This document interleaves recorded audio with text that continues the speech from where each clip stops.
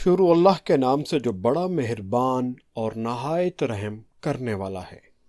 ایک شخص حضرت علی رضی اللہ تعالی عنہ کی خدمت میں حاضر ہوا اور عرض کرنے لگا، یا علی، میں روز کام پر جاتا ہوں لیکن مجھے اس طرح سے کامیابی نہیں ملتی جس کا میں اہل ہوں، اور نہ ہی دن بھر سکون ملتا ہے۔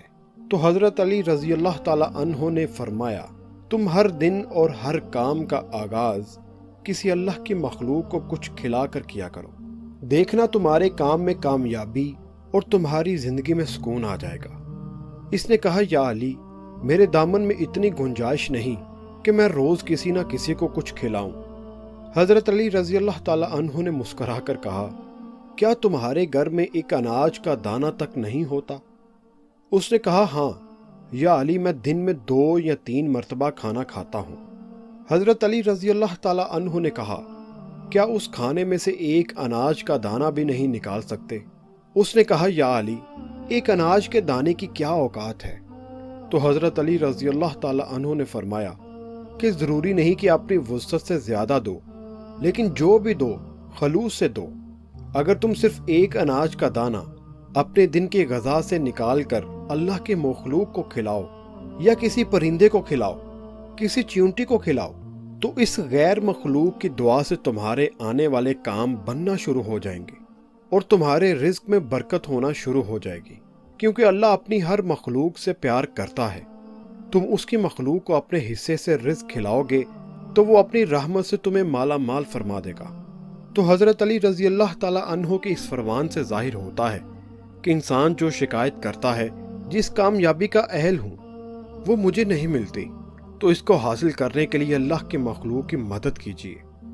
اس کے لیے ضروری نہیں کہ آپ کوئی بڑے پیمانے پر کام کریں، حتیٰ کہ ایک پرندے کو کھانا کھلا کر اس کو دانہ ڈال کر بھی اللہ کو راضی کیا جا سکتا ہے۔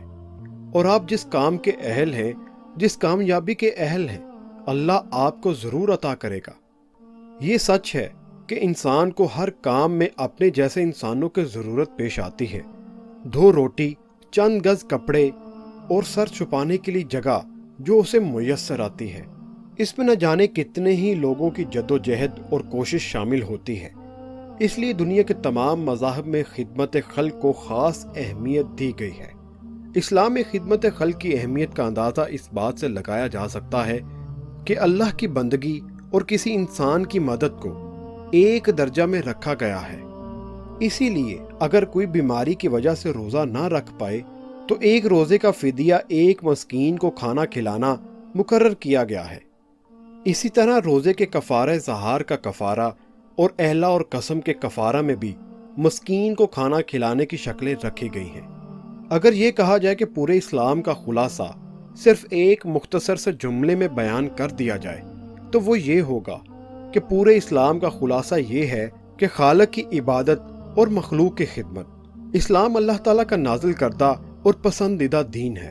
اس دین میں سب سے زیادہ کامیاب انسان اسے کہا گیا ہے جو اپنی دیانتداری کے ساتھ لوگوں کے لیے زیادہ مفید اور کارآمد ہو۔ آپ صلی اللہ علیہ وآلہ وسلم نے فرمایا، ساری مخلوق اللہ کا کنبہ ہے۔ اللہ کے نزدیک سب سے زیادہ پسندیدہ بندہ وہ ہے جو اس کے عیال کے لیے سب سے زیادہ نفع ہو۔ آپ صلی اللہ علیہ وآلہ وسلم نے ایک اور جگہ فرمایا، مسلم میں ہے کہ اللہ تعالیٰ اس وقت تک بندے کی مدد کرتا رہتا ہے جب تک بندہ اپنے بھائی کی مدد میں لگا رہتا ہے۔ انسانی خدمت کا اسلام میں کیا مقام ہے؟ نماز کتنی اہم عبادت ہے کہ آپ صلی اللہ علیہ وآلہ وسلم نے اسے اپنی آنکھوں کی ٹھنڈک قرار دیا۔ حج کے بارے میں آپ صلی اللہ علیہ وآلہ وسلم نے فرمایا، جس طرح اسلام پچھلے گناہوں کو ختم کر دیتا ہے، اسی طرح حج بھی پچھلے گناہوں کو ختم کر دیتا ہے۔ حج مبرور کا بدلہ صرف جنت ہے۔ حاجی حج سے لوٹنے کے بعد اگر اس کا حج مقبول ہو جاتا ہے تو اس بچے کی طرح معصوم ہو جاتا ہے جس کو ابھی اس کی ماں نے جنا ہو۔ روزے کے بارے میں فرمایا، حدیث قدسی ہے کہ اللہ تعالیٰ فرماتا ہے، روزہ میرے لیے ہے اور روزے کا بدلہ میں خود دوں گا۔ لیکن جب صحابہ رضی اللہ تعالیٰ عنہ نے آپ صلی اللہ علیہ وآلہ وسلم سے دریافت فرمایا، سب سے بہترین انسان کون ہے؟ تو آپ صلی اللہ علیہ وآلہ وسلم نے نمازی، روزہ دار، حاجی اور ہمیشہ تسبیح و اذکار کرنے والے کا نام نہیں لیا، بلکہ آپ صلی اللہ علیہ وآلہ وسلم نے فرمایا کہ بہترین انسان وہ ہے جو لوگوں کو نفع پہنچائے۔ اس سے پتہ چلتا ہے کہ خدمت خلق کو ترجیحی حیثیت حاصل ہے۔ آپ صلی اللہ علیہ وآلہ وسلم نے فرمایا کہ اسلام کا بہترین عمل کھانا کھلانا اور سلام کا رواج دینا ہے۔ آپ صلی اللہ علیہ وآلہ وسلم نے یہ بھی فرمایا کہ جو آسودہ ہو کر کھائے اور اس کا پڑوسی بھوکا ہو وہ مسلمان نہیں ہو سکتا۔ غرض یہ کہ لوگوں کی نفع رسانی اور خدمت خلق تمام مذاہب میں محمود و پسندیدہ عمل ہے، لیکن اسلام نے اس پر سب سے زیادہ زور دیا ہے اور اس کے رہنما اصول بھی بیان فرما دیے ہیں، خاص تاکید و ترغیب بھی دی ہے۔ ہر خاص و عام کی زبان پر بھی یہ جملہ رہتا ہے، خدمت سے خدا ملتا ہے۔